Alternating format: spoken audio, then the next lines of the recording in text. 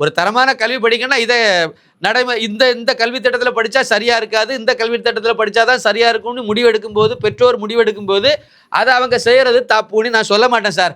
ஆனால் இந்த ஏழைகள் படிக்கக்கூடிய அரசாங்க பள்ளிக்கூடத்தில் அதே கல்வி திட்டத்தை கொண்டு மோடி வரும்போது ஏன் குறுக்கு சால் ஓட்டுறீங்கன்னு தான் என்னுடைய கேள்வி. நேற்றுக்கு நடந்த இந்த அனைத்து கட்சி கூட்டத்தை ஒட்டி இந்த ஜோசப் விஜய் ஒரு அறிக்கையை வெளியிட்டார்.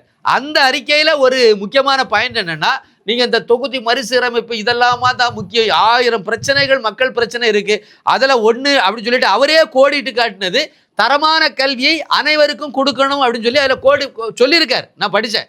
அப்போ நீங்கள் தரமான கல்வியை கொடுக்கணும்னு நீங்கள் சொல்கிறீங்க, அதே தரமான கல்வியை நீங்கள் நடத்துகிற பள்ளிக்கூடத்தில் வச்சிருக்கீங்க, அதே தரமான கல்வியை உங்கள் பிள்ளைகளுக்கு நீங்கள் கொடுக்குறீங்க. ஆனால் அந்த தரமான கல்வியை தமிழ்நாட்டில் ஏழைகளாக இருக்கக்கூடிய பிள்ளைகள் படிக்கக்கூடிய அரசாங்க பள்ளிக்கூடத்தில் அதை மோடி கொண்டு வந்து நடைமுறைப்படுத்தினா ஏன் குறுக்க வந்து நிற்கிறீங்க? ஏன் அதை கெடுக்கிறீங்க? மோடி கொடுக்கிறார், இங்கே உள்ள திராவிடியா மகன்கள் கெடுக்கிறார்கள்.